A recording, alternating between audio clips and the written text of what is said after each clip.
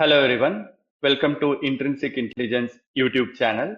Today we are going to discuss on resiliency patterns in microservices. So designing distributed system that can fail at any point of time. As it has so many components, we have to fail it gracefully and start it immediately. So it should be graceful shutdown and fast startup. So this is called resilience in meaning, how fast a system recovers. So if a failure happens in microservices, how fast a system recovers are resiliency patterns. Let's move on. Why resiliency matters? Like I said, failure modes unique to distributed systems. It cannot happen in monolithic systems, so it either fails entirely or runs perfectly. But as microservices have so many services, components, third-party connections, queues, we need to ensure the system is ready. Timeout, retry, and circuit breaker. So these are all the core resiliency request patterns in microservices, which related to the requests which we receive from the clients. Third is isolation and degradation.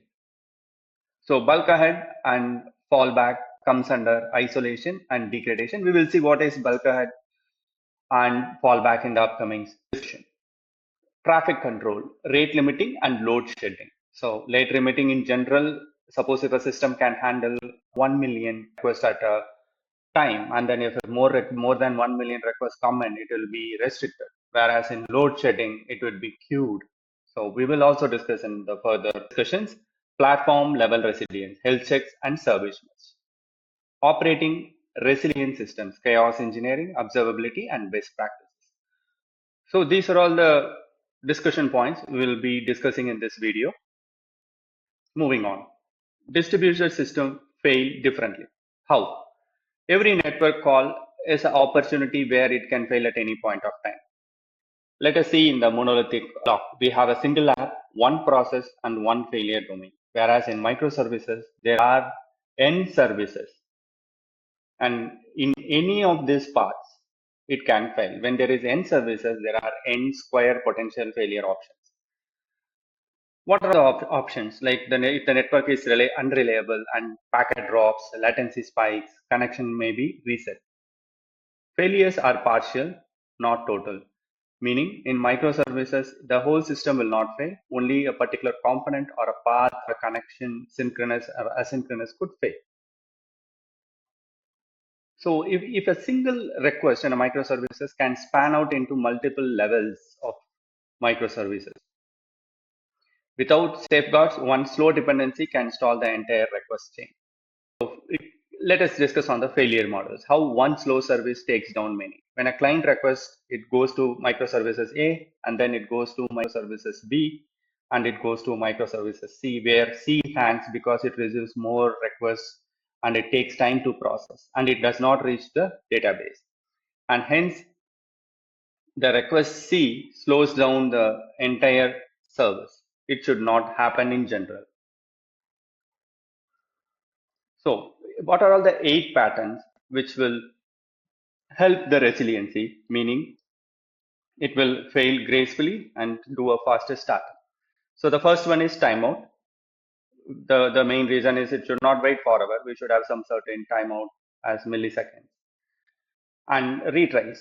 When the service is not reachable, then we should limit the number of retries, or else the system will keep on retrying, and it will, if the key is not idempotent, it may create a duplicate request.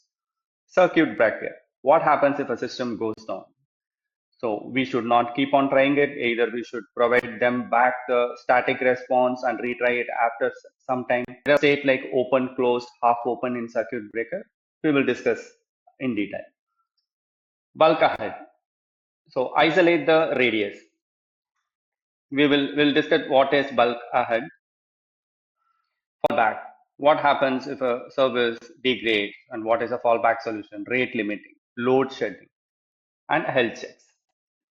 So these are all the 8 resiliency patterns which will help to achieve a system to be resilient, which will fail gracefully and do a faster startup. Pattern 1, timeout. Basically, we do not want the entire request to be waiting forever. So when a request is sent, response arrives in time. If something fails, we will have a retrying for the third party services. It could be anything, right? If the third party services also may take time. In that case, we will time out the request and send back the immediate response. Without timeout, what happens? A dependency can hold a thread or socket or connection in the latency. Then we can tune it using real-time production metrics like what will be the timeout. Because one API, the timeout could be in milliseconds, whereas in second API, the timeout could be in 3 seconds or 4 seconds or 5 seconds, depend on the service call and the number of calls which come in parallelly. So basically, a timeout doesn't fix a failure, but it frees up resources for the rest of the API request or the events processing. So the retry, what it does is it will try again smartly in a fixed interval. If something fails, right, we will keep on retrying. So in the exponential backoff, the spread the load still synchronize across clients. In backoff plus jitter, randomized spacing avoids thundering herds. So cap the maximum number of attempts and only retake idempotent operations. So meaning what it states is that suppose if we have a n number of components, we need to know smartly like which one we can retry. We cannot retry all the components. It will create duplicate requests or if the keys are not idempotent. So in the terms of retries, we should be identically identify which of the components we should retry smartly, and we should have a retry count. This is pattern 2. Pattern 3 is circuit breaker.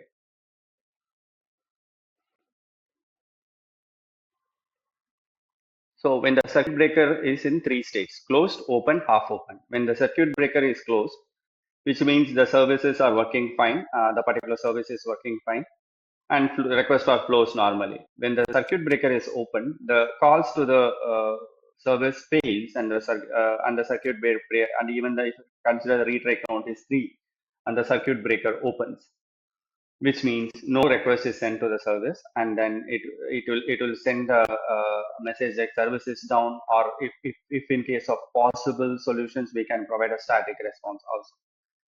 What happens when after some time circuit breaker retries and then the service is open? It will do half open, meaning it will send a few requests as a test. If it succeeds, then it will make itself as closed.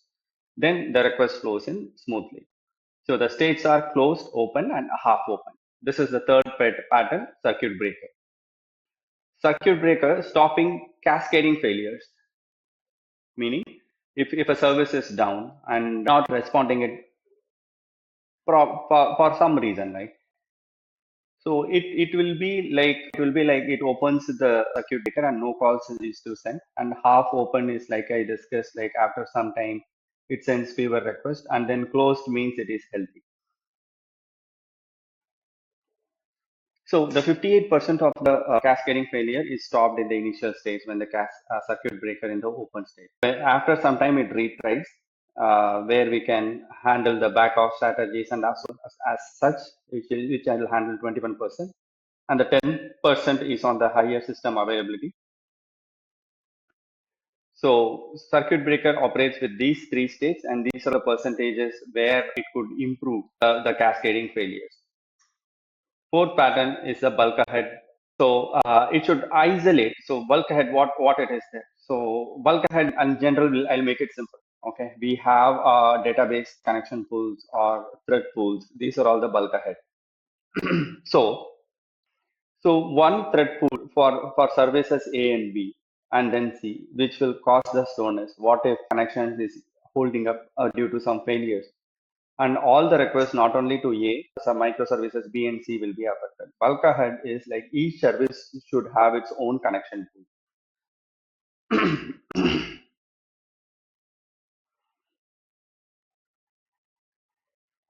And the fifth pattern is fallback. Degrade, don't disappear. So even the request comes in, calls to the primary service. If success, returns the response. If no, degrade the response. Any fallback to the error page. So we should have a fallback option when there is no response instead of keeping the client in the dark, meaning not responding properly or the response, the client is waiting so long for the response and the response is holding up. Rate limiting. So rate limiting in general is a capacity. So consider it as a bucket. Okay. Suppose if a microservices can handle 100K requests at a time, if it is more than that, we will send a request like this particular service will not handle it, or try again after some time, or we should queue it up. Okay. So and also we should queue up the rejected request, or we should queue it and then process it later if the system allows. If what if the system needs higher availability, meaning the additional requests need to be cancelled and sent back to the saying like the number of limit has been reached and then please try again later. So then the load shed. So when you can't serve everyone, choose who you serve deliberately. Serve what matters the most. Consider if a request is coming, okay, and then there is a critical checkout or okay, always serve first, and then the standard the responses, and then low priority like analytics. So we consider we have services for authentication. Consider we have services for browsing and search. Consider we have a microservices for recommendation and analytics. So in that case, the lower priority will be given to analytics, meaning the request will always make it authentication service the most critical one. And then the standard features like or services like browsing and search, third will be the low priority. This is load shedding and health checks. We should have proper health checks. So we should always have a liveness probe, readiness probe, and orchestrator to see the pods count. So health checks is also we have sub concepts in it. In at a high level, we should have liveness, readiness probe, and we should have a pod metrics and etc. So putting it all together, defense in depth, layering the patterns. So when a client consider like this, whatever patterns we did discuss, what comes first and what comes last. When a client sends a request, there should be a rate limiting, and then there should be a timeout if there is taking more time, and then if it is failing, then we should retry. And then fourth, we should have circuit breaker. What if the service goes down? And fifth is bulk ahead. And the sixth is fallback, and then the service. So this is the layering patterns of resilience. So the platform layer, service mesh. So if we have a pod A, pod B, and then we have a container and sidecar. What is sidecar? Sidecar takes care of all the resources, computing resource, which is equivalent to daemon thread basically. So the app container is basically the functionality we have. So the every service individually will get the retries, timeout, circuit breaking automatically, and it should be configured. So chaos engineering. So we should also concentrate on engineering. Hypothesize. So define expected steady behavior, inject fault, observe, and learn and fix. So we should do chaos engineering on the services as well. We should do basically this can be achieved using chaos testing and find the unusual behavior and then fix it. Observability. See the failure before it spreads. So we have metrics, logs, traces. We have push metrics, pull metrics. So we have like New Relic, Prometheus, App Dynamics to achieve the metrics, and then we should have log tracking ID. We should have traces to know what happens, and then we should set up the alert basically so that we try to catch up the failures before it even occurs. Why it works? Measured compact of core patterns, and then we have like we discussed before, these are all the areas where the impact of the core patterns will be useful. So 58% low error rate when circuit breaker pattern is used with timeout and retries. So we have so many 8 patterns, right? We can implement any of those. What if we implement circuit breaker along with timeout and retries? It provides a greater error rate reducing. And next is using backoff strategies as 21%, and bulk ahead is 10%. Bulk ahead, like I discussed, it is thread pool or database connection pools. Common resiliency anti-patterns. Retry storms. So retry without backoff, synchronizing failures. So it will definitely cause trouble. No timeouts anywhere. So if we have so many components, each dependent on each directly or independently via upstream and downstream, we should have timeout at all components. So testing failure paths only in production, meaning if you set the circuit breaker, fallback, retries, we should identify using chaos testing in the lower environment itself, ignoring backup pressure like unlimited work while downstream queues grow unbounded. So then one thread pool for everything. It will not work. Each microservice should have its own thread pool, connection pool, and then so that it can handle its own load. So this is the matching pattern for this failure. Slow and unresponsive dependency. Then we should go for timeout plus circuit breaker. Transient network blip. Then we should retry with backoff plus jitter. One dependency hogging services and bulk ahead because we should each services in shortage. Then we go for bulk ahead. Like each services should have appropriate thread pool and connection pools. Three for dependency fully available. Fallback. Sudden traffic spike. Rate limiting. System-wide overload. Load shedding and then unhealthy instance, health checks plus orchestrator. So this is on the maturity model, how we can go from basic to self-healing. First, we should implement retries and timeouts, and then add circuit breaker to it as a L2. As a level 3, we should have bulk aheads and fallback, and level 4, we should have rate limiting plus service mesh, and in level 5, we should have chaos engineering plus self-healing.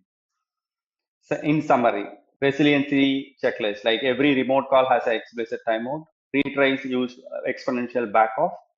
Circuit breakers protect calls of unreliable dependencies. Critical resources are isolated with bulk ahead. Every critical path has a defined fallback response. Rate limits protect your service from traffic spikes. Load shedding prioritize circuit traffic on a critical overload. Chaos experiments run regularly, not just after the incident. So what it just mean is like we should find all these observability, chaos engineering, these levels. So we should be levels in the sense first we should implement timeout, then retries, then add circuit breaker to it, then add bulk ahead. So and fall back. So these things should be tested in the lower environment, and we should not wait once it happens in production after a big incident. So chaos testing, like performance engineering, chaos engineering should be happen in the lower environment before we pushing this entire architecture into the code base. So these are all the key takeaways. Distributed system fail in ways monolithics don't. Okay, designed for partial cascading failures from day one. So identify and as and when you develop, think of this observability, resiliency patterns in the day one of starting from the scratch. Timeout, retry, circuit breaker from the core defense for every remote call. Bulk ahead and fallback contain the damage, keep degraded services available. So in order to contain damage, rate limiting, load shedding, health checks, protect capacity and route around bad instances. Push resiliency into platform and verify it. So these are all the key takeaways. And if you have any questions, and please post it in the comment section. And thank you all for your time and support for seeing this video. Please do watch our channel Intrinsic Intelligence for more such knowledgeable content. Thank you all and have a very good day.